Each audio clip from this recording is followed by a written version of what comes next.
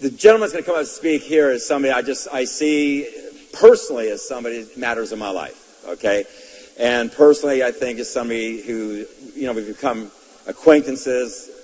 You can sense a friendship evolving, but I actually see a lifetime relationship evolving. And I think just because he's cut from the same cloth we're cut from, quite honestly. And you may have known Dr. Amen, you may not. You see him all the time. He's huge on PBS, okay? He's on there all the time. He's 10 New York Times bestsellers, so a lot of people know who he is. He's a physician by trade, but he's also a double board certified psychiatrist. And he has these clinics called Amen Clinics. There's one in Irvine, California, one up in San Francisco, one in Bellevue, I think Washington, over in Atlanta, Georgia, and New York. And he is the number one person on this earth who has basically scanned brains. I'm not going to tell his stories. He'll tell it to you. It's really dynamic. But scanning brains and seeing what's going on in there. Matter of fact, he's doing the biggest test right now in research with the NFL players. And he's worked with Rick Warren for a few people in Southern California. But Rick Warren's all over the world now. What they call the Daniel Plan, which has lost, I don't know how many millions and millions of pounds of people. And he actually asked him, what's lately happened for you? And he says he comes from Oral Roberts University. And he just won the Lifetime Global Achievement Award from them. And I could go on and on. He's got a lot of accolades. But more important than that is I actually went to him as a patient. Okay, I went in there and had my brain scanned. And then you also do all these tests, hundreds and hundreds and hundreds and hundreds of questions, okay, that you go through, literally beyond that, tons of questions. And then you go in and you physically for hours do all this other stuff, seeing how everything connects in your brain. And then they have that, all this huge database, the biggest database of brain scans in the world, okay, into this huge database, okay. And they, you might call it just large data. They call it big data, okay. And they have this intelligence, you might call it artificial intelligence, that researches it. And so your brain has been compared to all these other brains against all these data points, which is like thousands of data points from all these people.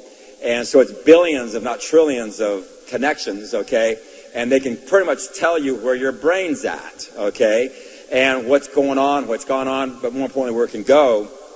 And then the coolest thing is when I spent about 3 hours sitting on his couch and him just talking to me about, there's your brain, here's what's going on. It was the most amazing thing. I'm a person who works out all the time, and it's so easy to get in the morning, look and the morning's always the best time to look in the mirror, because that's when you cut. At night you're fat, okay? You know that feeling?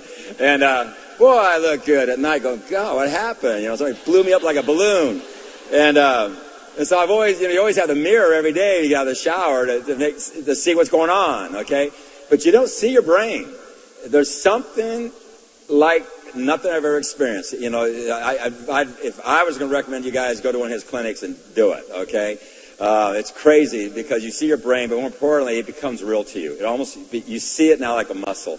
And I changed a lot of things in my life. And I went back after about 3+ months of following a lot of different things.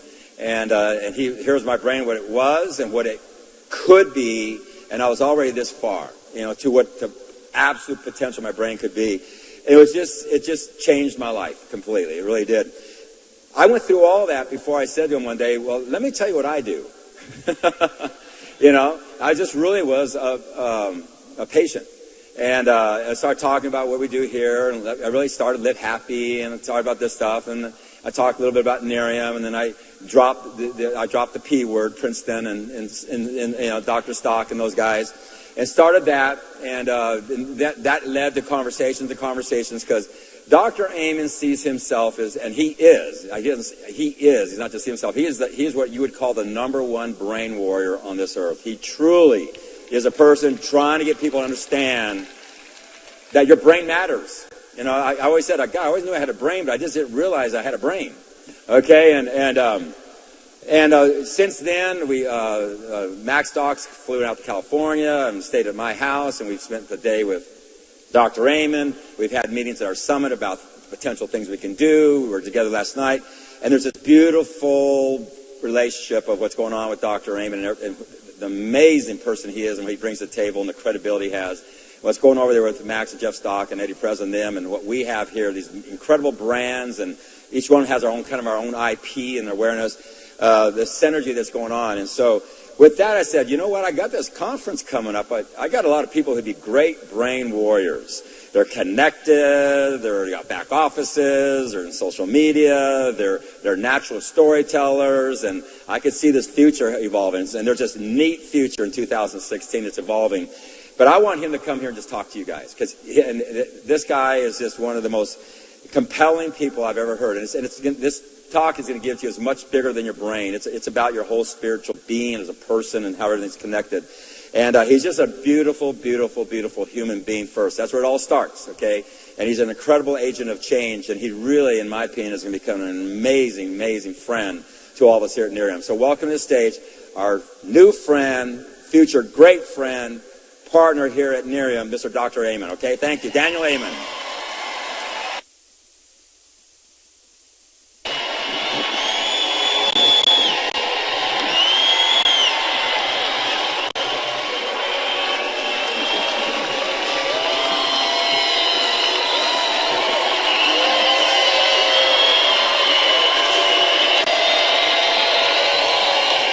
Thank you.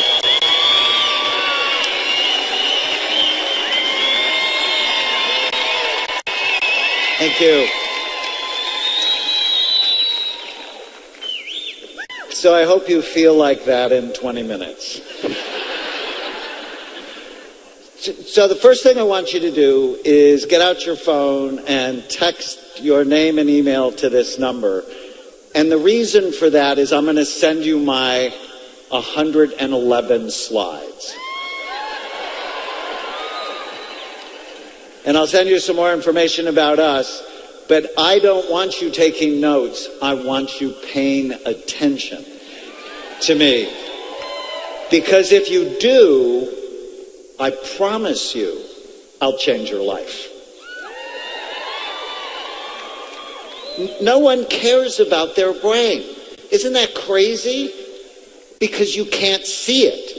You can see the wrinkles on your skin or the fat around your belly, and you can do something when you're unhappy with it. But because virtually no one ever looks at their brain, no one knows that it could be in trouble.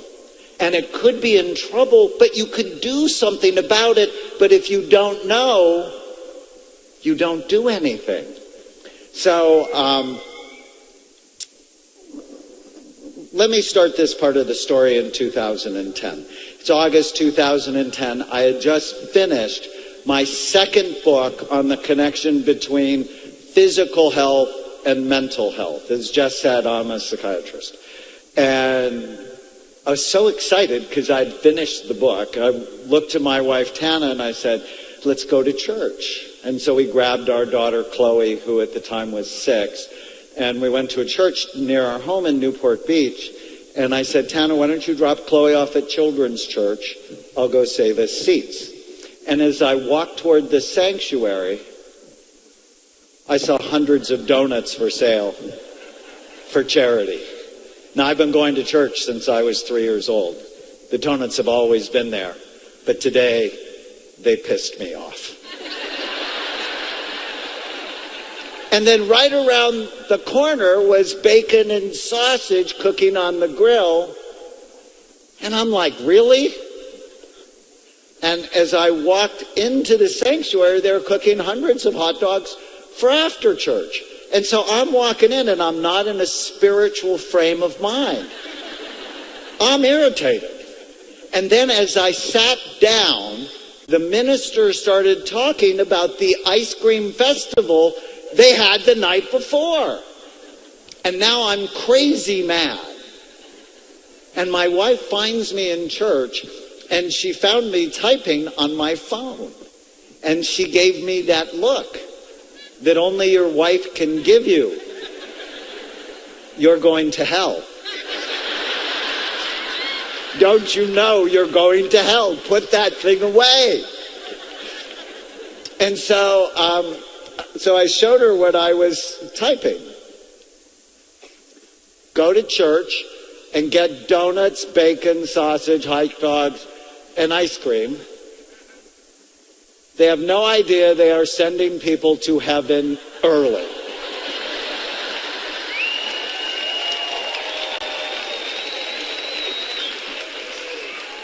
Save them, then kill them.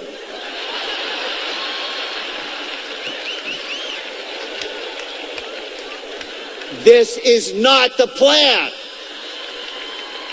And so you'll find I'm a very passionate person, and I'm furious. And I said a prayer that day in church. I have no idea what the pastor said, not one. I prayed that God would use me to change the culture of food at church. And I'm thinking to myself, that is just the dumbest prayer.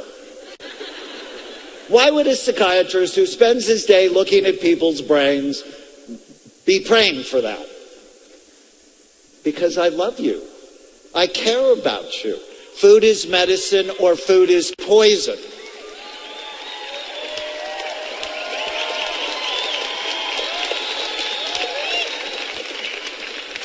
And no lie, 2 weeks later, I got a call from Rick Warren. So some of you might know Pastor Warren. He's the author of The Purpose-Driven Life, our generation's best-selling nonfiction book. 36 million copies worldwide. And he's the senior pastor at Saddleback Church. They have 12 campuses around the world. And he's like, Dr. Amen, I'm fat. My church is fat. Will you help me? And I'm like, oh my God, God was paying attention. I mean, have you ever prayed something and you were really serious and then something incredible happened?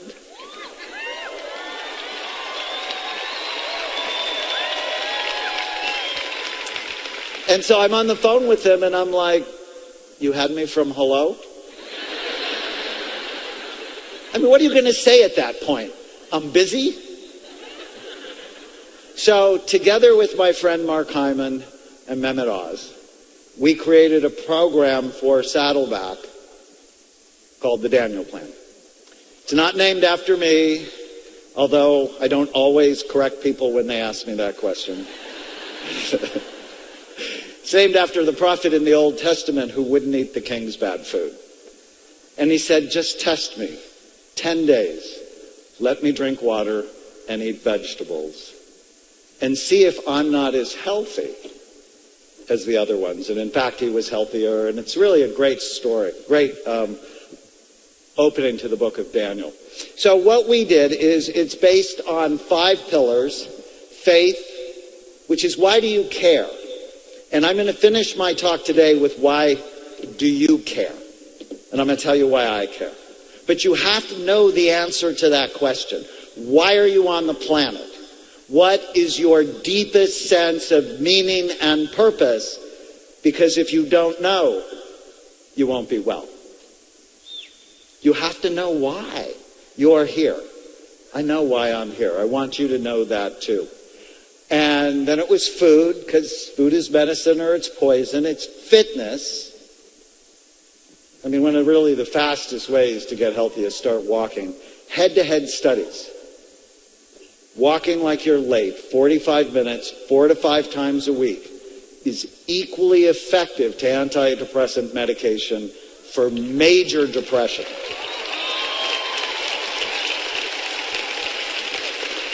And there's no side effects.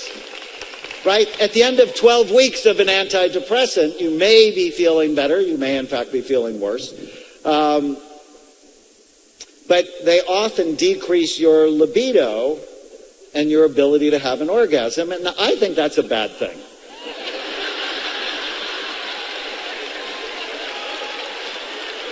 At the end of 12 weeks of walking, you're actually sexier.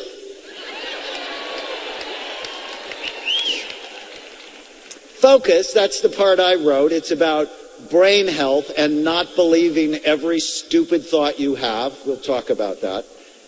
And friends. we get better together, or we get sick together.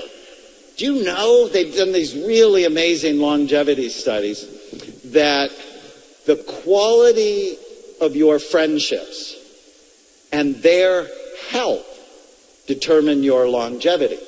So if you hang out with sick people, you are likely to die earlier. So I always say, if you really want to get healthy, find the healthiest person you can stand and then spend as much time around him or her as possible. But this talk is called the Brain Warrior's Way because I want to recruit millions of brain warriors. People who are serious about their health. I'm a huge fan of EHT, and you'll find out why.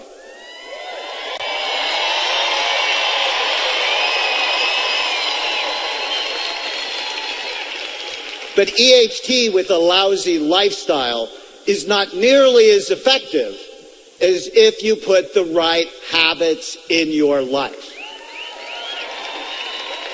So you have to ask yourself, do I just want to make money or do I want to change lives? And I'm a huge fan of both for you. All right, so we launched this program. It was January 15th, 2011. The first week, 15,000 people signed up. I'm like, this is going to be fun. The results were spectacular. Let's see. Participants lost over 250,000 pounds the first year. That's as much as the space shuttle. They reported better energy, focus, creativity, sleep, mood, reductions in stress, blood pressure, blood sugar, sexual dysfunction. My wife says, you always have to put that in there, don't you? And they went off many of their medications. This is powerful.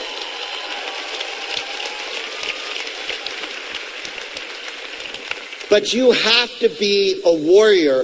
And the reason I use that term is, let's just be really honest with each other. You're in a war for the health of your brain. Everywhere you go, someone is trying to make money by enticing you with bad food that will kill you early. Everywhere you go. I took a first class plane ticket here. So I'm in first class and they come by with the nuts. Do you want the nuts? No, thank you. Would you like a drink? No, thank you. Here's this food that's not very healthy. Would you like it? No, thank you. How about ice cream? No. Are you sure you don't want ice cream? No. Are you sure? What part of no are you having trouble with? And then if you just think of the food on the way to the airport, and then when you get to the hotel, I mean, almost everywhere you go, someone is trying, and I didn't say anything about the food around the perimeter here. I didn't say it. I promised myself I won't say it.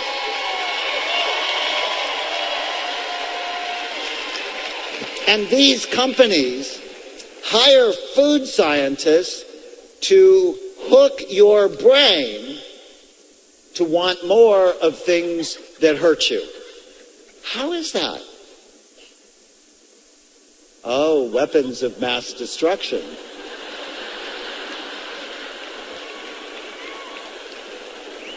Food-like substances, highly processed, pesticide sprayed. So why don't you want pesticides on your food? I mean, you obviously don't want bugs on your food. But what you don't know is that you have 100 trillion bugs in your intestinal tract. And they're your friends.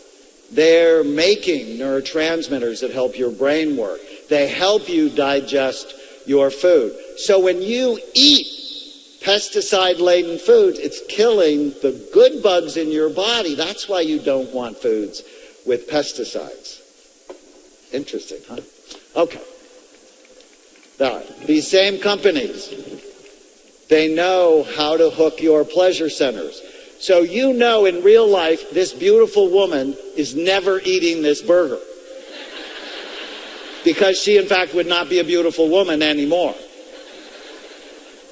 But if you just think of all the Carl's Jr. commercials, right? So you're connecting sexuality with something that's going to hurt you. They know that. They plan that. Some companies like Open Happiness.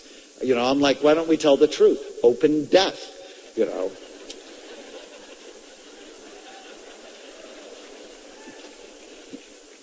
News channels pour toxic images into our minds and make us see fear and disaster around every corner.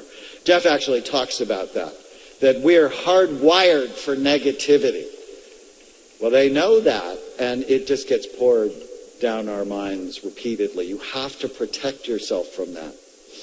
Tech companies create addictive gadgets that hook our attention and distract us from our loved ones. Did you know?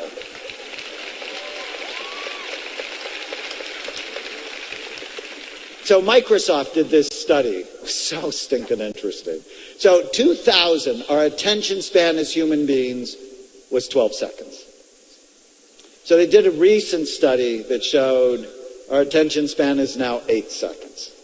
Where goldfish has attention span of 9 seconds. Turn it off. You won't be able to think. You're in a war for the health of your brain and your body.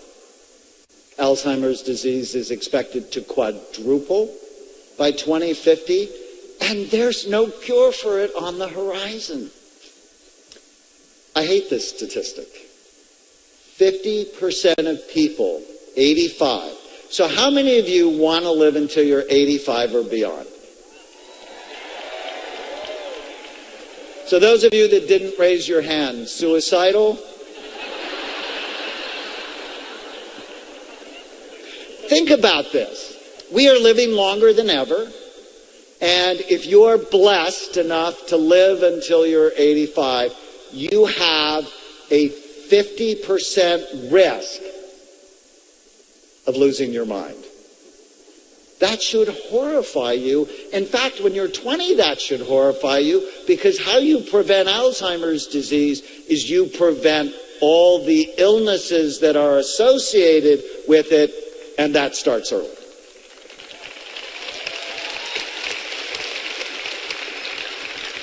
One of the truly terrifying things that I learned doing the imaging work I'll tell you about is that Alzheimer's disease actually starts in your brain 30 to 50 years before you have any symptoms. So if you're going to be diagnosed with it at 70, odds are you had changes in your brain, noxious, negative changes in your brain in your 30s or 40s. So this is a woman I diagnosed with Alzheimer's at the age of 59. So these are 2 SPECT scans. That's a study we'll talk about today. SPECT is a study we do at Amen Clinics. It looks at blood flow and activity, looks at how your brain works. The image on the left is a healthy brain, full, even, symmetrical activity. Color doesn't mean anything, it's the shape. The image on the right, you can see all the holes, especially in the back half of the brain. So this 59-year-old woman likely had negative changes in her brain in her 20s. So those of you that are waiting to, think about this, those of you that are waiting to get sick until you get healthy, you might want to rethink that.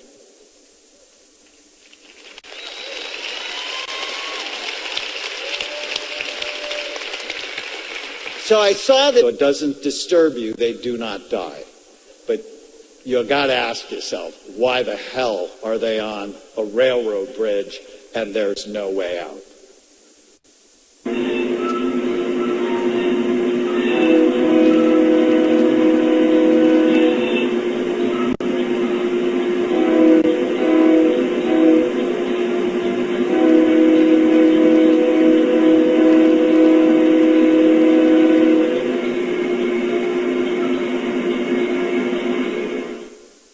So it reminds me that most of you probably haven't thought about the health of your brain because no one's looked at it. And because we don't look, we don't know. And I don't want you to be that person on the bridge. I want you to get off. And how you get off is you become a brain warrior. You become serious about your health. Because in addition to Alzheimer's, depression is the #1 worldwide most expensive disorder. It is one of the greatest killers of our time. It affects 50 million Americans at some point in their lives. It's increased 400% since the 80s. And the statistic that just horrifies me is 23% of women between the ages of 20 and 60 are taking antidepressant medication. That's nearly a quarter of them. And what most people don't know is that birth control pills deplete serotonin, the don't worry, be happy, feel good chemical in your brain. And depression doubles the risk of Alzheimer's disease in women, and it quadruples the risk in men. Obesity, everybody knows this now. It's a serious national crisis. 2/3 of us are overweight. 1/3 of us are obese. It increases inflammation. It's a risk factor for 30 medical illnesses, including cancer, diabetes, depression, and dementia. And there are dozens of new studies. I published 2 of them that say, pay attention to me. As your weight goes up, the actual physical size and function of your brain goes down. That should scare the fat off anyone.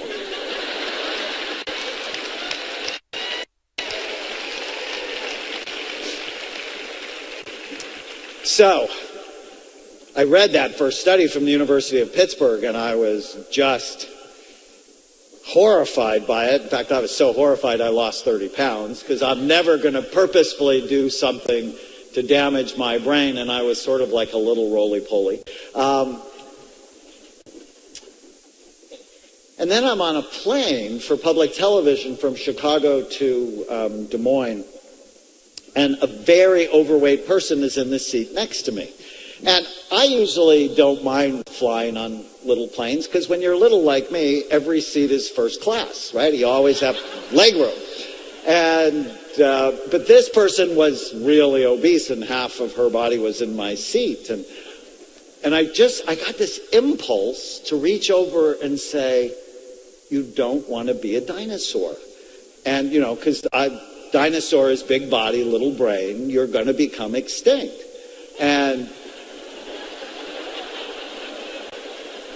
But I have good frontal lobe function, so I didn't say anything. Because, you know, the next thought in my head was, that is just so rude. Did any of you have mothers like mine? If you don't have something good to say, don't say anything at all. So that was my mom. And but when I got home, I told Tana, I said, you know, I think I'm going to coin this thing called the dinosaur syndrome. And she said, sweetheart, you have enough people that hate you. You don't need more people to hate you. That's rude. And I'm like, okay, so don't say that. That's why married men live longer than non-married men.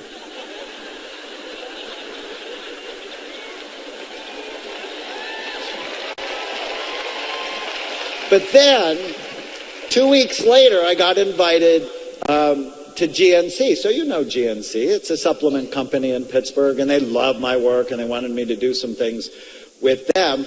And when I get to GNC, their marketing director, so the number 3 person in the company, is morbidly obese. And it irritated me. Now, pay attention to what I'm going to say. If you don't live the message of your company, if you don't live the message of your life, you are a bad messenger. I don't know how else to say that more clearly.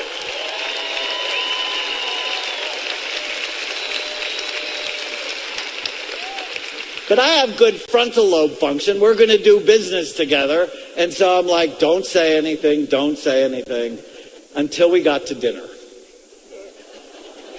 And my wife was there, And when I saw Tom order 2 soufflés for dessert, I'm like, Tom, you don't want to be a dinosaur.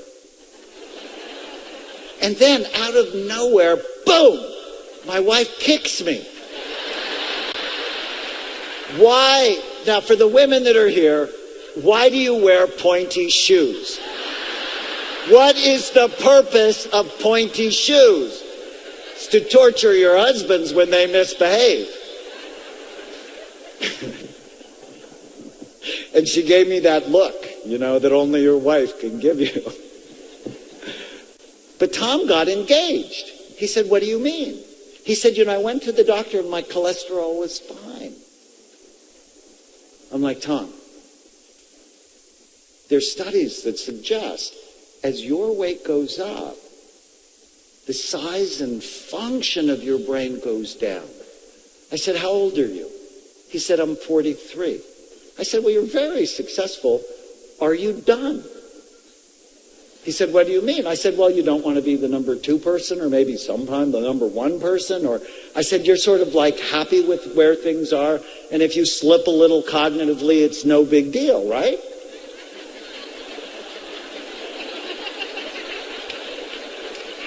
And he's like, no, that's a big deal.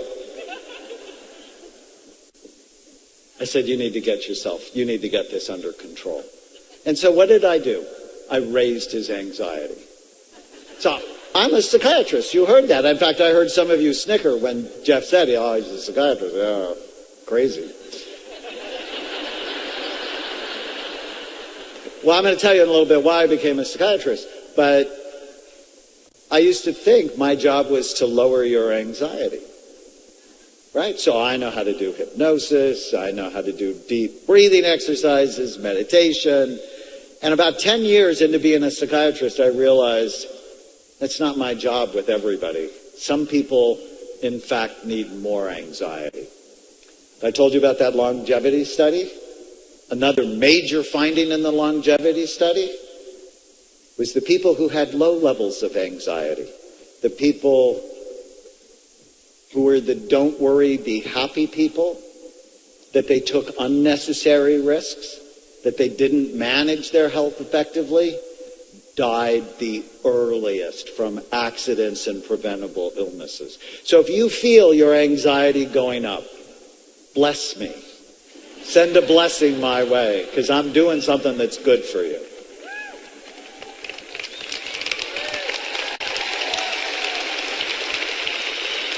So let me finish the story about Tom. So, I got chewed out by my wife, and, how's anybody ever going to love you besides me?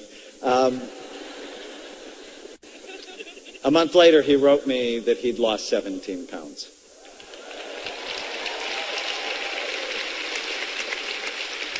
Two years later, he was down 80 pounds. He's the number 2 person where he works.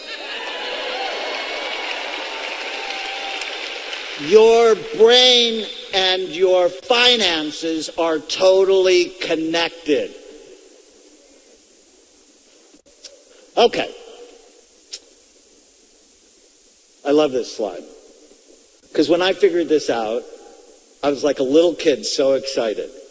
The answer is not to see obesity, depression, and dementia as separate disorders, but rather as different expressions of the same unhealthy lifestyle that have exactly the same cure. If you do the things I talk about, it attacks all 3 at once. I'd love that. All right. So the first thing, I'm going to keep this really easy for you. Basically, I want you to remember 3 things. You have to care. So I call it brain envy. Freud was wrong.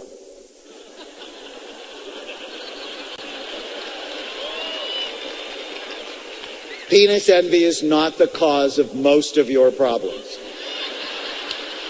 He was about 2.5 feet too low in the body. It's what's between your ears that matter. I wrote a book once called The Brain in Love. There was a chapter, no forethought equals no foreplay.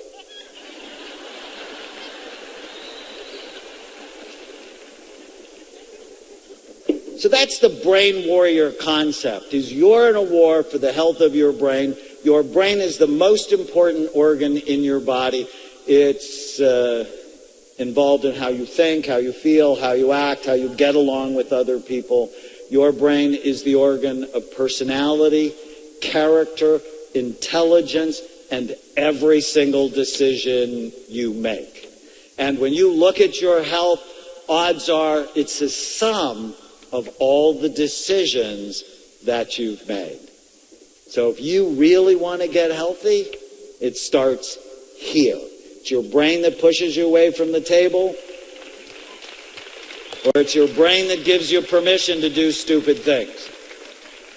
Okay, so care, and then you want to know what are the things that hurt your brain and stop them and do the right things. So I'm going to fill that out for you. Care, stop, do. I mean, how simple is that? Okay. So let me tell you a little bit about me and my journey to being a brain warrior. I am in the middle of 7 children. Growing up, my dad called me a maverick, and to him, that was not a good thing. But I always find myself pushing against the stupidity in the world. In 1972,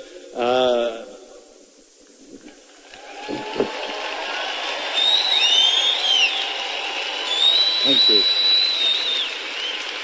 So some of you may be as old as I remember the draft. Well, it was a lottery, basically. And my birthday is July 19th, and my number was 19, which meant see you later. And so I went into the military and was trained as an infantry medic. And that's where I became a warrior, but a servant warrior. But about a year into the whole infantry medic thing, I realized I didn't like sleeping in the mud, and I really didn't like being shot at. Some people like that, and we're grateful for them, not for me. And so I got myself retrained as an X-ray technician. And that's where I developed a passion for medical imaging. As our professors used to say, how do you know unless you look? And so I fell in love with medicine, with imaging, and got out of the military on the GI Bill, went to college, and then I got into medical school at Oral Roberts University. And when I was at ORU, as a second-year medical student, someone I cared deeply about tried to kill herself. And I took her to see a wonderful psychiatrist, and I came to realize that if he helped her, which he did, it would not only help her, but it would ultimately help her children and even her future grandchildren, as they would be shaped by someone who is happier and more stable. I fell in love with psychiatry because I realized it has the potential to change generations of people. And I have loved it every single day since. And you better believe I'm a brain warrior for the health of my patients' brains, because, I take care of really sick people. We've scanned 90 murderers. I've testified in death penalty trials, suicidal people have been abused. It's a war. But I have to get them to be warriors with me. Otherwise, they'll keep hurting themselves and they won't get well. So I said that. 1991. So this is a real pivotal year for me. I started the first Amen clinic in Northern California. And I went to a lecture on brain SPECT imaging. SPECT is a nuclear medicine study that looks at blood flow and activity. So it's sort of odd for me, who loved imaging. I picked a medical specialty that in fact is the only medical specialty that virtually never looked at the organ they treat. Think about that. Cardiologists look, your neurologists look, your gastroenterologists look, every other medical specialty looks. Most psychiatrists guess. You know, they make diagnoses like they did in 1840 when Lincoln was depressed. They talk to you, look at you, look for symptom clusters, and then they diagnose you and treat you. And I thought, well, that's sort of dumb. We should be looking. And so I went to this lecture. I got really excited because imaging plus psychiatry, it's what created a revolution in my life. So over the next 24 years, my colleagues in IDAM and clinics have now built the world's largest database of brain scans related to behavior. So we've done 115,000 scans on patients from 111 countries. And people around the world, they have depression, they have bipolar disorder, they have ADD, schizophrenia, addiction, and so on. Now, the images just taught me so much. So here are two SPECT scans, healthy one on the left. So SPECT tells us three things: good activity, too little, or too much. So the image on the left, all you're looking at is the shape, and it's looking at blood flow, and we want it to be full, even, and symmetrical. The image on the right is showing us the really active areas in the brain, which are typically in the back, in an area called the cerebellum. So here's what two strokes look like. So you can see the difference, right? This isn't hard. So a stroke is where a blood vessel either breaks or clot goes and closes it off, and brain tissue dies. So obviously it's going to then have less blood flow. Alzheimer's disease, where the back half of the brain is deteriorating, traumatic brain injury. And one of the big early lessons I learned was that mild traumatic brain injury ruins people's lives, and nobody knows because they go to see psychiatrists that never look at their brain. And so the NFL actually formed its concussion committee in 1994, but they never sponsored a brain imaging study. So you have to ask yourself if they really wanted to know the answer to the question, which we'll talk about in a little bit.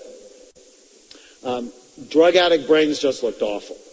The real reason not to use drugs, this includes marijuana. I hate to burst your bubble, but you think it's good medicine.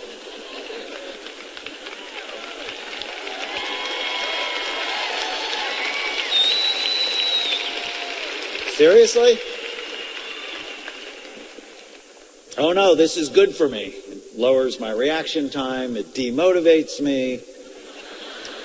I can't remember anything, but it's good for me. All right. So when I first started scanning people, I was the director of a psychiatric hospital unit that took care of drug addicts. And so I had all sorts of these scans, and they were so awful. I brought them home to my 4 children and effectively induced anxiety disorders in all 4 of them when it came to drug abuse. So this is what we see with OCD, obsessive compulsive disorder. See, the front part of the brain works so hard, you can't stop thinking. Or this is somebody who has post-traumatic stress disorder. Their emotional brain works way too hard. Okay. So as I started doing imaging, I got really excited. And I thought of it this way. A picture is worth 1,000 words, but a map is worth 1,000 pictures. A map tells you where you are and gives you direction on how to get to where you want to go. And so we're doing these very cool maps. And what I got excited about is they changed people's lives. And the first person's life they changed was mine. So I got so excited about the technology, I just scanned everybody I knew. I scanned my mom, and it was so irritating because she had the most beautiful brain. So she was 60, and I'd done enough scans. It was the prettiest brain I'd ever seen. And I looked at her. I said, "Come here." I said, "You've ruined my life." And my mom's a very connected person. She got this little pouty face, and she says, "What are you talking about?" I'm like, "You have a super normal brain? I thought all women would be like you. But you don't have a normal brain. So you ruined my life." And then I scanned myself, and that was my original scan, and it looked awful. It's like bumpy, and it's not healthy, and I'm actually someone who's never done drugs. I just thought that was really stupid. I mean, I like to be in some control of my life.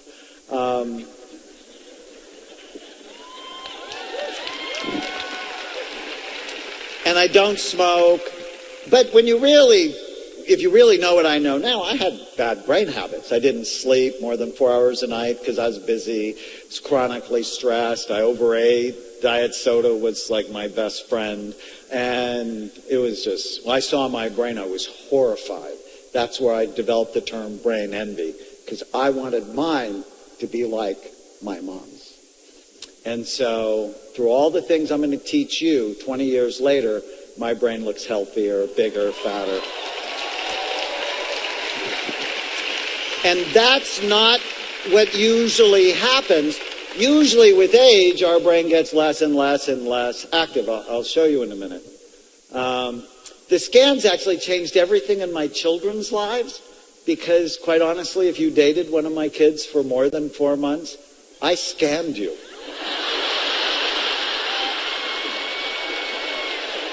Do you ever see Meet the Parents?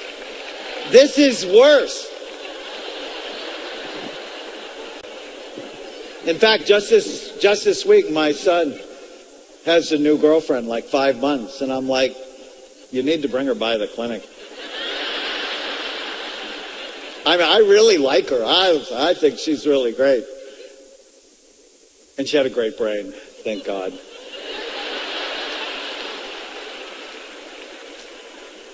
Imaging changed everything in my own love life. I was married for 20 years, and it wasn't good. And so, 15 years ago, I got divorced. And, someone who grew up Catholic, that's a big deal, like a really big deal. And I'm like, if I ever fall in love again, I'm going to see their brain before any other intimate part. And so I met Tana, and she's a neurosurgical ICU nurse, and she loved my work. And I'm like, this is 2 weeks into our relationship. I'm like, what are you doing this afternoon?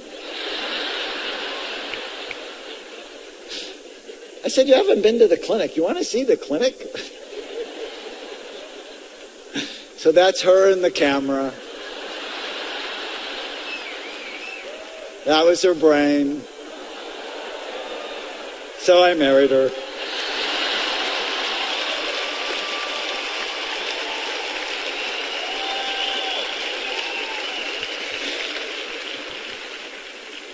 So this is what happens to your brain over time. When I turned 60, it was a little weird, right?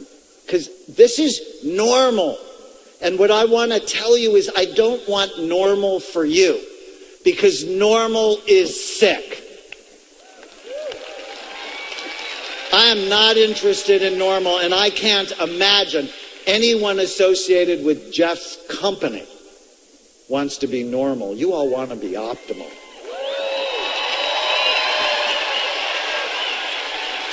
So this is a typical 55-year-old brain. You see the wrinkles and holes, sort of like on your face, you have wrinkles and holes. And this is a typical 82-year-old brain. I mean, this looks awful. This is Doris Rapp, who's 82. You do not have to give in to aging.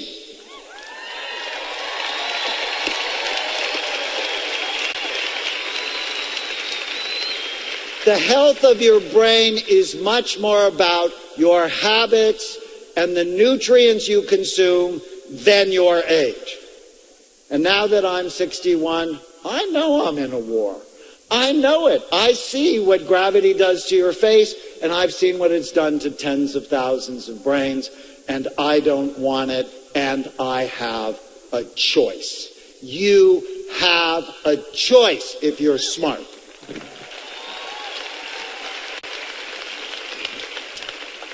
As a psychiatrist, the other really cool thing SPECT imaging did for me is it decreased stigma for my patients.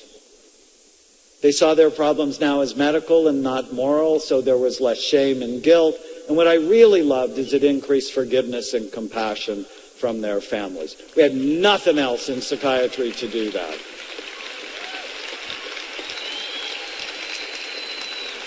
And the coolest thing, it completely changed the discussion around mental health for me. Quite frankly, no one wants to see a psychiatrist. So it's 1980. I tell my dad I'm going to be a psychiatrist. He gets mad at me. He said, why do you want to do that? You want to be a nut doctor? That's seriously what he said. So why do you want to do that? And quite frankly, no one wants to be labeled as abnormal, as defective, as crazy, but everybody wants a better brain. So what if mental health was really brain health? And that's my experience. If you get your brain right, you feel right, you act better, life is better.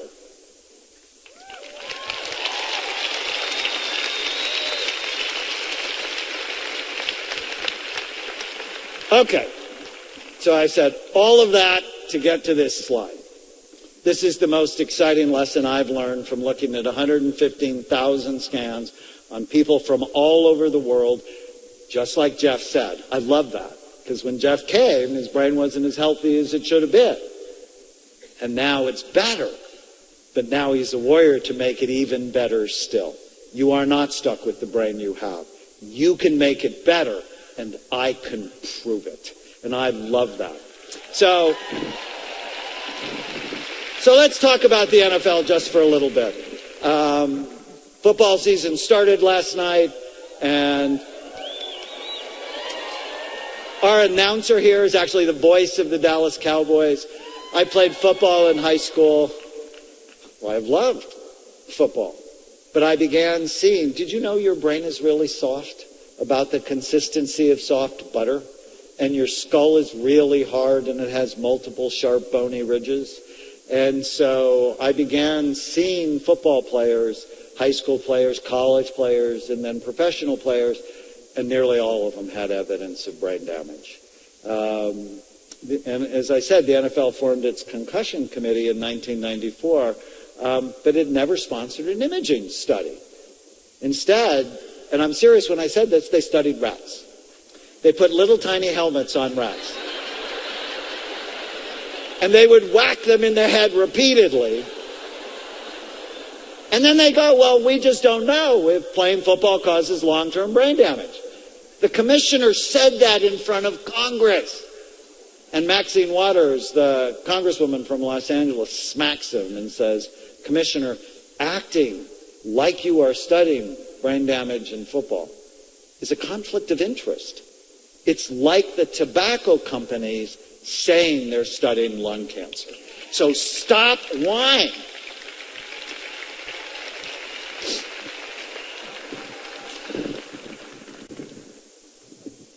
In 2007, Anthony Davis came to my clinic. He's the Hall of Fame running back from USC. He played 8 years in the NFL, and his brain looked very damaged. And on the program I put him on, much like what I'm going to tell you, he got dramatically better. And Anthony is the sweetest, most outgoing person. And he wrote the commissioner a letter who didn't write back. But then he got me to speak at the Retired NFL Players Association. And I was horrified by what I saw. The level of depression, dementia, one player, and a player that I'd idolized growing up in L.A., he was a Los Angeles Ram. He asked me the same question in the lecture 6 times. And I was just horrified. And I thought, somebody's got to do an imaging study. And then, of course, I have the voice in my head that said, well, why don't you do it? You have technology, you have experience. So we did it.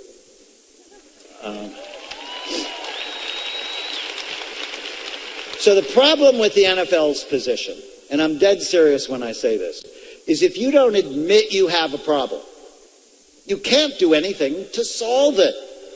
So, if you have a problem in your life or in your marriage or in your business, the first way to solve it is go, help, I have a problem. So brain damaged players were left without help or hope, and then everybody knows what happened. We had players like Junior Seau, shoot themselves in the chest so they could donate their brain, or Dave Dewerson, or it's just a nightmare. So we started and did the world's first and largest imaging study. The images changed everything. So here is our first published study on 100 players, and we said, hey, guess what, guys? There's global damage in football players' brains.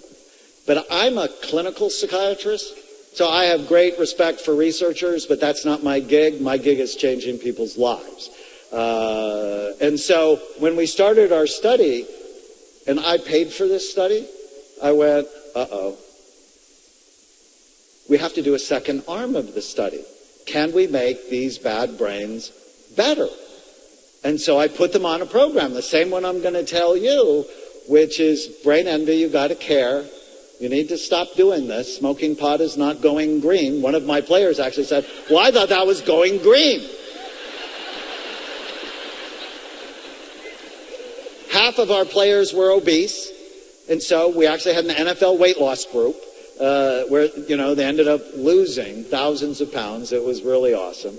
And we put them on nutrients, much like EHT. So here's an example. Duval Love was an offensive guard for the Rams for 12 years. He's morbidly obese. His brain looked awful, awful, awful. I'll show you the before and after in a little bit. So we published this study. 80% of our players show improvement. You are not stuck with the brain you have. You can make it better. Especially in memory, attention, mood, sleep, and blood flow to the brain. So here's Duval's brain, before and after. You are not stuck with the brain you have. You can make it better. You just have to be a warrior. You have to be serious about it. So this is me. I always felt like I was 4 years old standing next to these people. But look, he's 110 pounds lighter because he cares.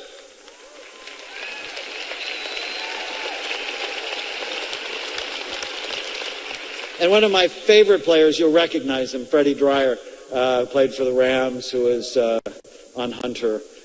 He said, with the treatments, I'd replaced a part of me that had slipped away.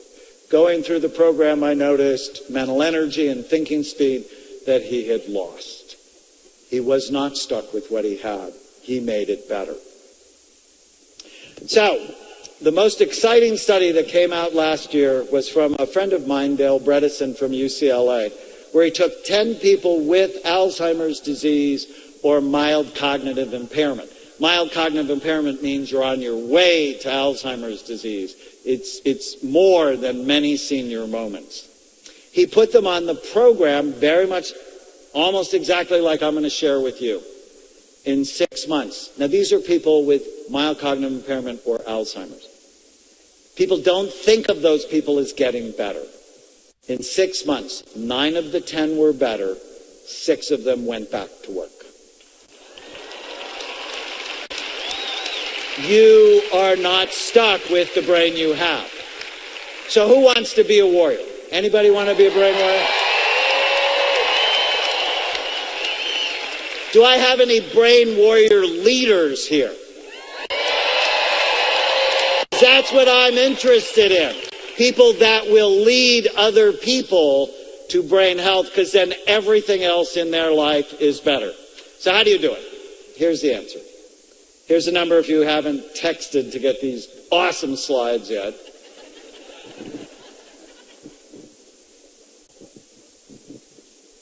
If I can ask you another favor, my big book. So I wrote 30 books. It's a little weird. People ask me about that, and I go, it means 2 things. I'm very consistent, and I'm old. But my biggest book, Change Your Brain, Change Your Life, that has sold just about 1 million copies, is coming out brand new. It's newly revised and coming out November 3rd. So I would dearly love for you to buy it for yourself and all your friends. And then on the link, there's actually a link to it. All right, so that's enough time for the commercial. Let's do this. 4 simple things. Baseline brain health assessments.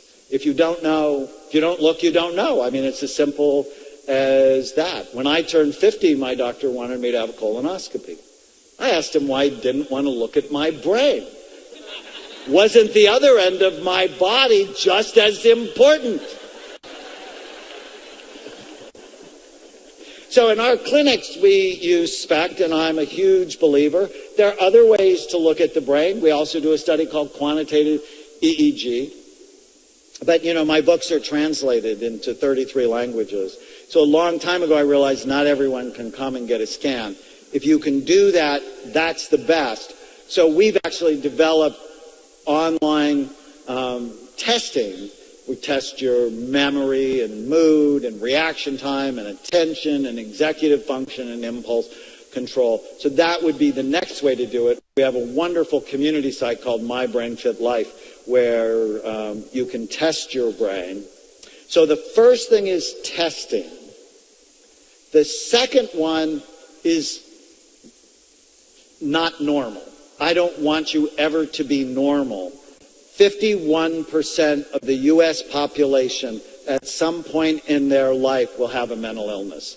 That's normal. In fact, when my patients come, I tell everybody that. And I said, so you're normal, so let's get that out of the way. That normal is really nothing more than a setting on a dryer or a city in Illinois. Is anybody from Normal, Illinois? Anybody? I love you. I was there once.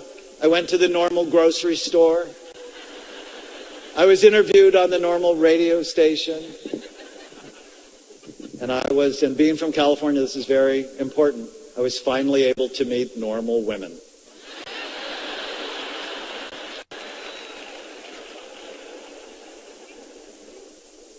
So if you have suffered from an addiction, from ADD, from anxiety, from depression, OCD, bipolar disorder, welcome to normal. But I never want your labs to be normal. I want them to be optimal. But that means you have to get them. And I think on a yearly basis. So you need to know what your BMI is, or body mass index. That's your height against your weight. The study showed that people who were overweight, so they had a BMI between 25 and 30, had 4% less brain tissue, and their brains looked 8 years older than healthy people. For people who are obese, your body mass index was over 30. You had 8% less brain tissue, and your brain looked 16 years older than healthy people. So I don't want you to live with the lie, you know, everybody's overweight, it's okay, because it's not. Now, don't be too skinny, because their brains weren't great either, right? You want to be at a healthy weight. Fasting blood sugar, I can't tell you how important this is. I read a study just this week that said half of America is either diabetic or pre-diabetic. Oh my goodness, are you kidding me? So why is that a problem? Why is high blood sugar a problem? Because it damages blood vessels. It makes your blood vessels brittle, and they're more likely to break, so you're more likely to be hypertensive, have heart disease, and have dementia. In fact, some people are calling Alzheimer's disease diabetes type 3. So you want to get your blood sugar under control, and you do it by avoiding the weapons of mass destruction that we talked about earlier. I'll talk more about that. So you need to know what it is. C-reactive protein is a measure of inflammation. Inflammation comes from the Latin word for fire, and when you have high C-reactive protein in your body, it's like you have a low-level fire destroying your organs. Vitamin D is just critical. It's actually really not a vitamin, it's a hormone. It's involved in your immune system. It's involved in depression. It's involved in dementia. It's involved in so many important things. And 2/3 of us, the same number of people who are overweight or obese, also have low vitamin D. And as your weight goes up, you cover up more, so you actually get less of the sun. And the damn dermatologists won. They made everybody afraid of the sun. You know, you were made or you were evolved in the sun, And with these low levels of vitamin D, it's damaging us. So you should know what your level is. And so when I first decided to get healthy, mine was 17. Normal's between 30 and 100. And I actually take 10,000 units a day, and so I maintain a level of about 80. I don't recommend that for you. I recommend you get it tested, and if it's really low, then take 2,000, retest it, and then you may and find the right level. Don't go crazy with it, because that can cause kidney stone. And then the last one is ferritin, which is a measure of iron stores. Too little iron, you get anemic and really, really tired. But too much is associated with heart disease, and it's like your body is rusting when you have too much iron. So it was really funny. I'm like, because at one point in my life I had too much iron, and I went, well, how do you get rid of it? Because we don't have a medicine for too much iron. You get blood. So you go donate blood. So I donated blood, and then the Red Cross thought, like, you know, I was their best friend for 5 years. And then I was in Istanbul last year, and outside of the spice market, I saw leeches for sale. And I'm like, that's so gross. And my wife is a neurosurgical ICU nurse, and she grabbed my arm. She said, honey, they do this for their health. They bloodlet themselves, and now you know why. And I looked at her and I said, I prefer donating blood. Thank you very much.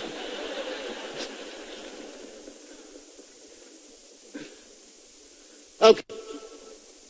This next piece is really important. And in Nerium's EHT product, it's not just EHT. And there's a reason for that. And when I went after our NFL group, we didn't do a single mechanism product. Your brain gets sick in multiple ways, so it will get better in multiple ways. So assessment, optimize your numbers, better in multiple ways. So, for example, we use omega-3 fatty acids to decrease inflammation and improve your mood. I love ginkgo and vinpocetine because they increase blood flow and memory.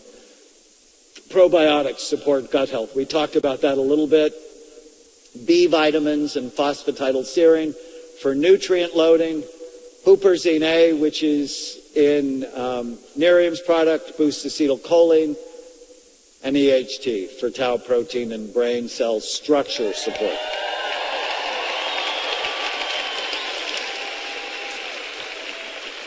So as I've learned about EHT, I started taking it because I know with my NFL players, some of you may have heard of this thing called CTE, or chronic traumatic encephalopathy, that their dementia is not at all like Alzheimer's disease.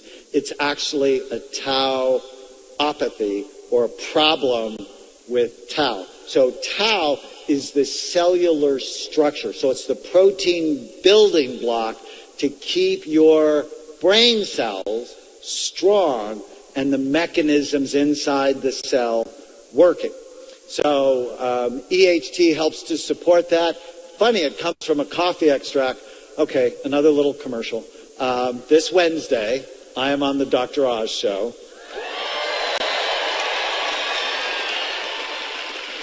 So Dr. Oz actually came to Amen Clinics, New York, and we put a cap on his brain, on his head, and scanned him.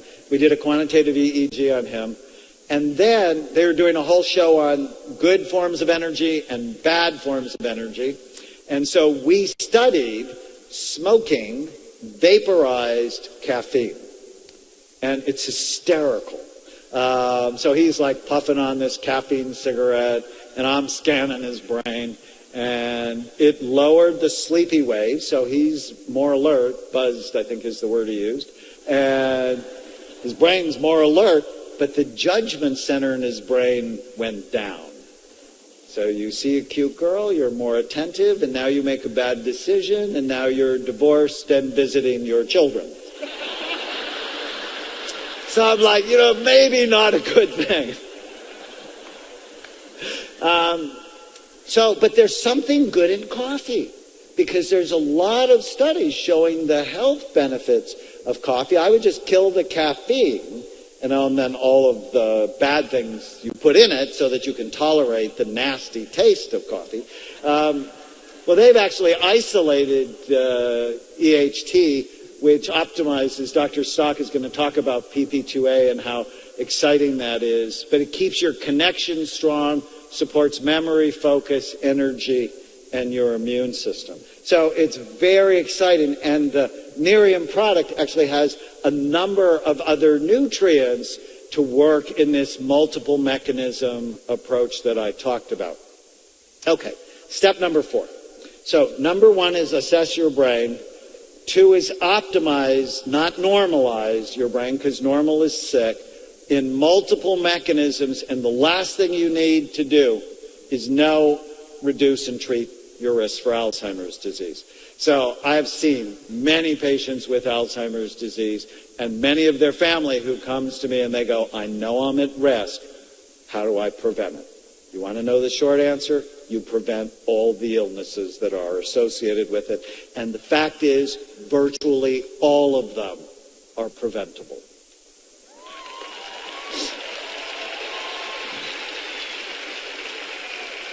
So you know you would see this one coming.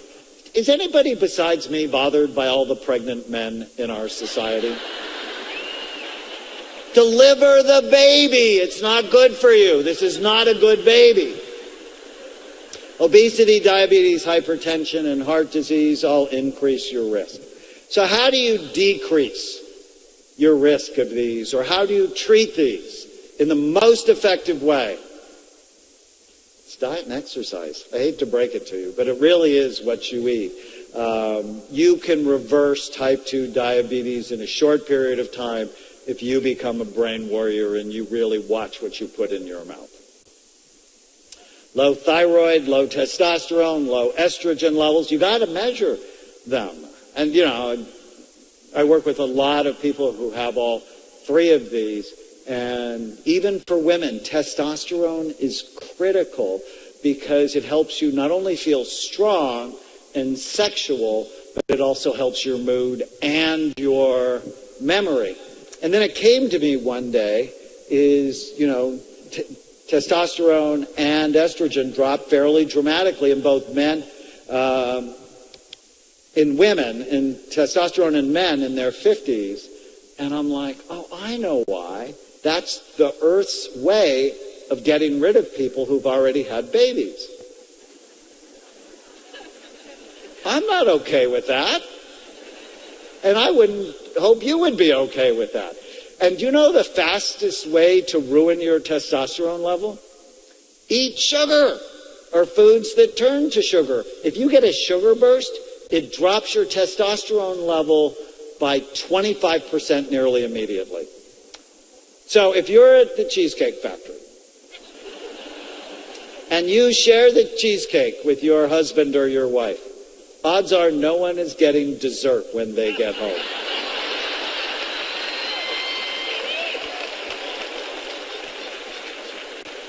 Smoking. I was walking around the building yesterday when nobody recognized me, and I saw a lot of you smoking. Stop that.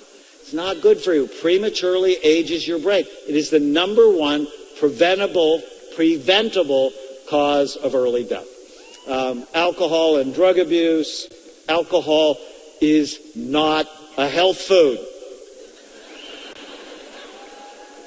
I don't know how else to say it. Oh, but Dr. Amen, I have to have 1 or 2 glasses of red wine a day. That's good for my heart.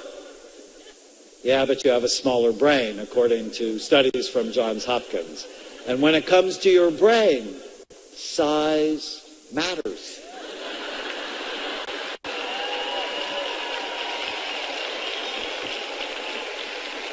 So I like orchids. I just think they're really beautiful. And I'll often have them in my office. And when I'm dealing with an addict, I'll go, you know, if the orchid's struggling because someone's poisoning it, what's the first thing you have to do to get it well? Like, you have to stop poisoning it. right? So if you're struggling with putting things in your body that damage it, it's the first thing to deal with. And I'm going to give you a secret that I give my patients. You have to eat good food consistently over time to break an addiction.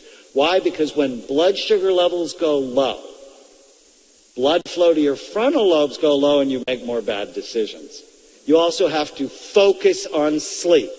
We're going to talk about that in just a minute. But if you get less than 7 hours of sleep at night, you're more likely to relapse because brain activity in your frontal lobe goes down.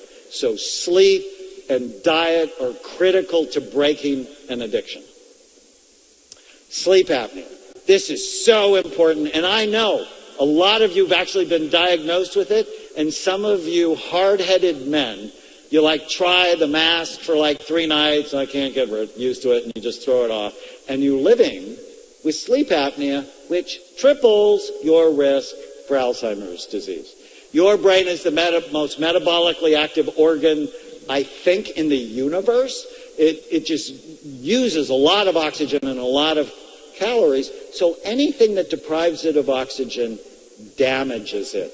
And if you snore loudly, if you stop breathing at night, if you're chronically tired during the day, you should go to a sleep lab and get a study. How do you know unless you look? You can't change what you don't measure. Really critical. So this is a scan of one of my patients with sleep apnea. Looks like they have early Alzheimer's disease. Insomnia.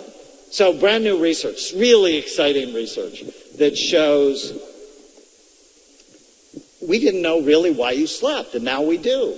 Your brain has a special cleaning crew that only activates at night when you sleep.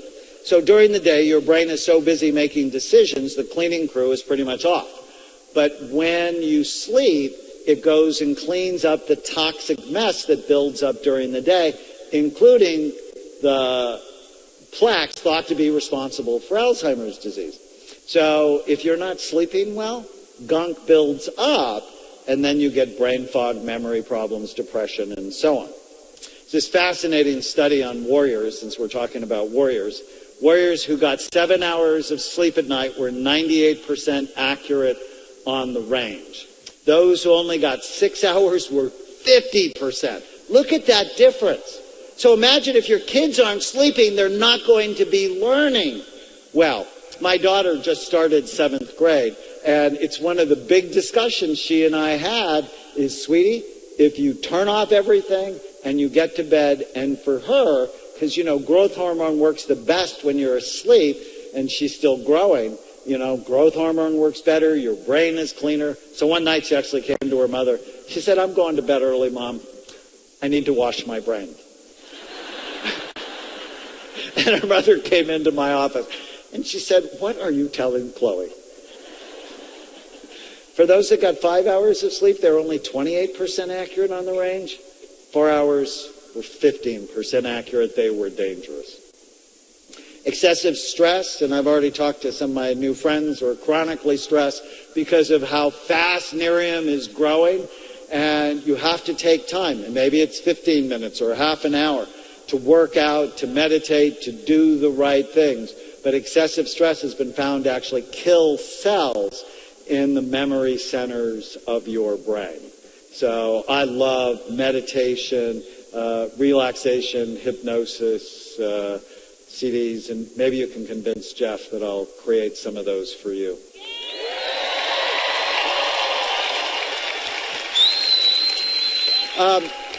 Untreated ADD, or ADHD is one of my specialties. There's a lot of misinformation about it. It's real, and when left untreated, it ruins people's lives. The hallmark symptoms: short attention span, easily distracted, disorganized, procrastinate, and impulsive. And there's a higher incidence of people who have it, who get divorced, who file for bankruptcy, who go to jail, who lose their jobs. And if you have these symptoms, and not every once in a while, because all of us have them every once in a while, but they've been sort of the story of your life, and your teacher said, he's really smart, but only if he tried harder, or she should not talk so much. that it's really worth getting it assessed and treated. And as far as I know, I think we're the best place in the world to do that. If you exercise less than twice a week, you have an increased risk. Interesting. So how could you immediately eliminate that risk? Anybody have a thought? Exercise more than twice a week? I mean, if you just look at all of these, the prevention plans are really clear. You do not want to be a couch potato. So I have this great story. This is Garrett Howig. He's one of our really awesome psychiatrists. And he's a warrior. I mean, he takes brain health really seriously, works out, he's strong. And then, maybe it's his ADD, he went to Hawaii. He jumped into a pool in Hawaii that was infected with a specific bug called leptospirosis and nearly died. He was unconscious. It's like 70% of people who get this nearly die. Not nearly die, they're dead, like gone forever. But because he was strong, he was able to get out of the hospital and do what he loved. So, I know I went after obesity. I also want to go after frailty. You never want to be frail. The thing, Santana, who is a neurosurgical ICU nurse, said the thing that kills people is frailty. If he would have went into the hospital frail, or even normal, he would not have come out alive. So, from an exercise standpoint, I think it's really simple. You should lift weights twice a week. I'm not kidding. You're a girl, you should lift weights. The stronger you are as you age, the less likely you are to get Alzheimer's disease. Muscle burns fat, it increases metabolism. I'm a huge fan, just don't use steroids to get that way. And then walk like you're late 45 minutes, 4 to 5 times a week. So keep it simple. I'm not like a marathon person. Maybe it's because I'm lazy naturally. But it's like way too much stress. Walk like you're late 45 minutes, 4 to 5 times a week. Lift weights twice a week for a half an hour. No new learning and being addicted to gadgets increases your risk for dementia. There's actually a study from Hewlett-Packard showed if you're addicted to your cell phone, over a year you lose 9 IQ points. About the same as if you're smoking pot. And if you're addicted to your gadgets and smoking pot, it's really bad. So, new learning is critical to keeping your brain strong. So, word games. All right, so let me just say this clear. Just doing crossword puzzles is like going to the gym, doing right bicep curls, and then leaving. You got to work out your whole body, and you have to work out your whole brain. So word games work out the left front language part of the brain, laughter, the right side of your brain, learning a musical instrument, your temporal lobes, and new dance steps or table tennis works out the cerebellum, that busy, active part of your brain. But if you drink when you dance, or play beer pong, that ruins any benefit. The standard American diet is associated with diabetes, cancer, depression, and dementia. So if you're looking at that going, yum, you're not a brain warrior yet. Or maybe you're a brain warrior white belt that just doesn't know quite enough. So here's the short course on healthy nutrition. Calorie smart, so you're not overweight. Whole, fresh, real food filled with colorful vegetables with protein and healthy fat at every meal.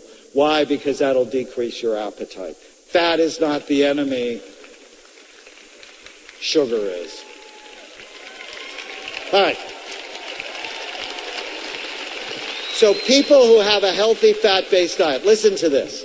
It's crazy. They have 42% less risk of getting Alzheimer's disease. So think of fish, healthy oils, nuts, seeds, avocados. People who have a protein-based diet, 21% less risk of getting Alzheimer's disease.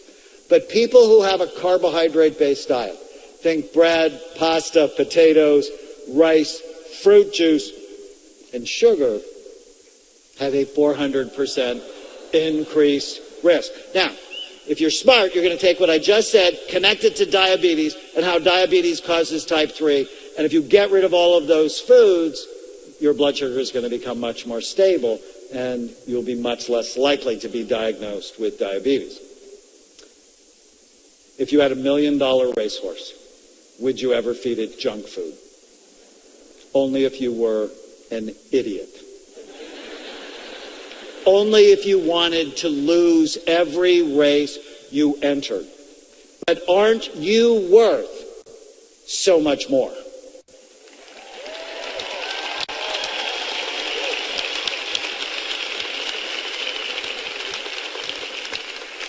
Age is the biggest risk factor. That's when I turned 60. I'm like, dude, you better be serious because it's coming for you. My dad, who I adore, he was not an easy dad, but I still adored him.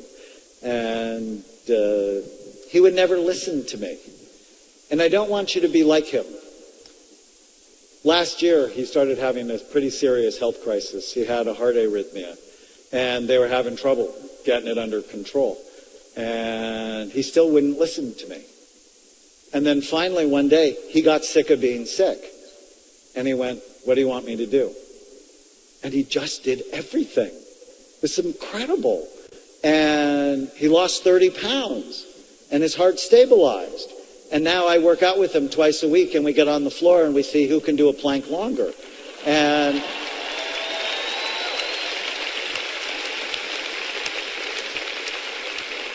I'm so excited. And he said, but I never thought it would happen to me. And I'm like, what a stupid thing to say. If you have that thought, that's stupid. That is not the sign of a healthy brain because that train is coming for you. Do you want to get off the tracks or do you want to stay and just sort of take your chance? And what's the chance? 50% of you will be diagnosed with Alzheimer's disease by the time you're 85. I don't know about you, I'm off the tracks.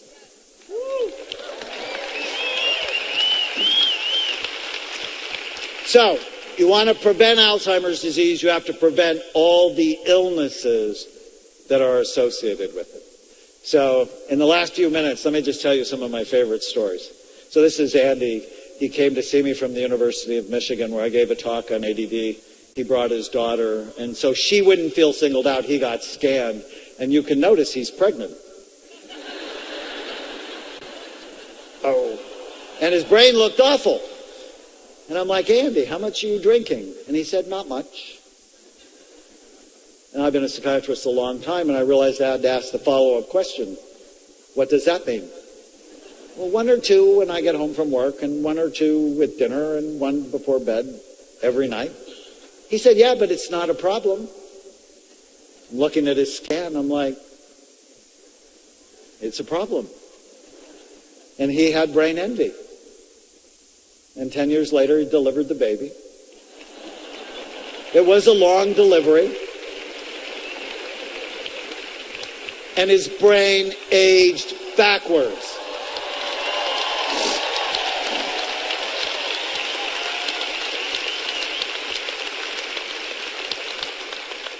And this is Rob, whose wife and I did work together, and she translated some of my work. And so he would just come and watch the PBS specials that I did. And he's like, oh, this guy just makes so much sense. And in a matter of 4 months, completely transformed his body. And his wife was so happy.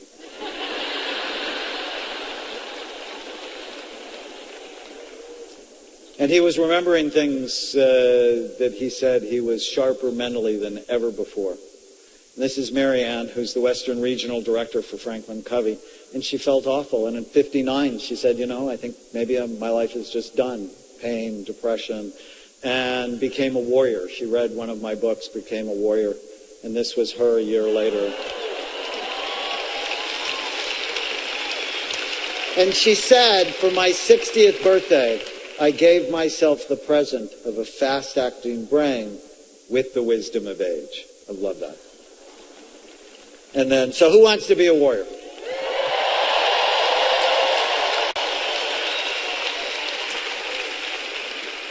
Care, stop, do. I mean, it's really that simple. You have to care, stop doing anything that hurts yourself, do things that help yourself. So one of my favorite warrior stories is Steve. Steve Arterburn is a best-selling author. He's a leader in the Christian community. He writes me this crazy email. My rental confirmation number for Aruba, and he lists it, and my hotel number. And I'm reading this going, what is this about? The reason I know this is that I'm supernaturally able to remember things that I would have never even tried before. And they don't go away. My productivity and creativity is off the charts. I'm able to connect with my wife in ways I've never experienced. This is what I'm doing. He exercises in bursts versus 30 minutes of running. No sodas, where he used to have 4 a day. Restricted grains and simple carbs. Brain-directed supplements. He wears a CPAP. He's one of the dumb ones that I talked about who'd been diagnosed with sleep apnea but didn't wear it. Does the Brain Fit Life. So when you test your brain on Brain Fit Life, we'll actually give you games targeted to your vulnerable areas. And my favorite part, of course, my wife would say this, and the sexual intimacy is another area of peak performance. So I love that. And just a couple of weeks ago, Nancy comes to my clinic, and my assistant, she wasn't seeing me, she was seeing one of the other doctors, says, Dr. Amen, you have to meet Nancy. And I don't know, I had like 14 things on my schedule, and I just look at her with this dumb look, and she's like, stop it. You have to meet her. She's 83. She came here from Oxford, England. And so I went in and talked to her, and she's a warrior. She picked up Change Your Brain, Change Your Life, a used bookstore for 50 cents. And she said, I just started doing everything you said. And it started with drinking water. Your brain's 80% water. So she lost 5 stones. I'm like, what's that? 73 pounds in a year. And she makes that face. She said, I used to be like this. It's so funny. So her energy's better, mood's better. She's off the couch. She drinks water. She walks. Nutrition, supplements, new learning. And then she changed her family. That's what brain warrior leaders do. They change their family. So, are you a sheep or a sheepdog? Sheep go with the herd. They live in denial. They don't want to see problems. They pretend all is okay and the wolf will never come. Sheep, in fact, don't like sheepdogs because they remind them that trouble may be near. Sheepdogs have fangs and they're serious, sort of like me.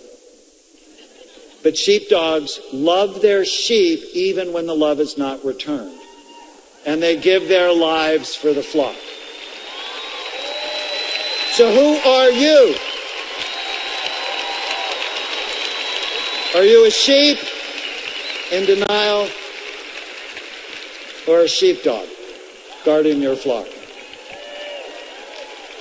So Laura is a sheepdog.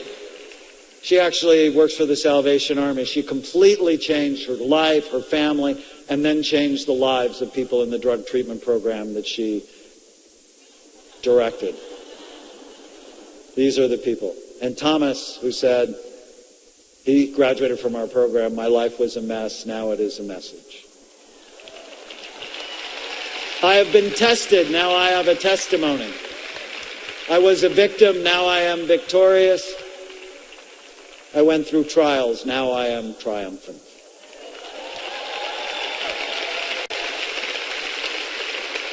Okay, last thing. Write it down. You need to know why you want to do this. Why do you want to be a brain warrior? Why do you care? Because if you don't know, this will only have been some of the best 90 minutes of your life, but you'll never do anything with it. I'm going to tell you my why. My why is Emmy. I have 4 grandbabies. I adore them all. But Emmy was born sick. She was born floppy. She had no muscle tone. And at 5 months old, she started to have wicked seizures. In fact, one day, she had 160 of them I was lecturing in Boston when my daughter Brienne texted me a video of her looking like she was being electrocuted. I was horrified. I got on the phone. She went to the emergency room. I got on the phone with the doctor. She was diagnosed with something called West syndrome. 30% of these kids die before the age of 3. Many of them never walk. They're developmentally delayed. And the doctor wanted to put her on a medicine that was $26,000 a dose. And I'm like, what about the ketogenic diet? And he's like, oh, there's no science behind that. And I'm like, my wife said she knew the conversation went south when I asked him if he knew how to read. I'm like, you're kidding, right? I said, there's 70 studies on it. Most of them are from Johns Hopkins. You know, this little place in Baltimore? You've heard of Johns Hopkins? He's like, oh, if you want to do that, I won't be your doctor. I said, are you kidding? You're fired. You must have failed medical school.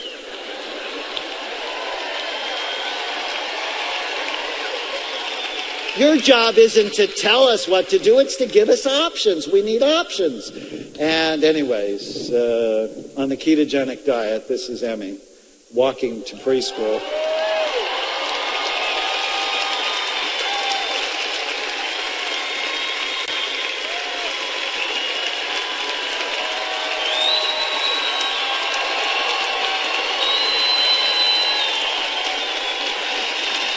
I know why I have to be healthy. I know why I have to be healthy. If I'm healthy, this little girl will have a better life because I'm her sheepdog. Who needs you? Who needs you to have a strong mind and a healthy brain? Who needs you? Because if you don't get into who needs you, then the fast food companies will win. The alcohol companies will win. The gadget companies, the news companies who fill your mind with crap will win. So, who wants to be a sheepdog?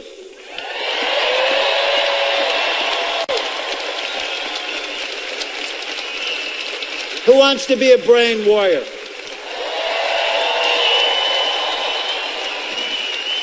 Thank you so much.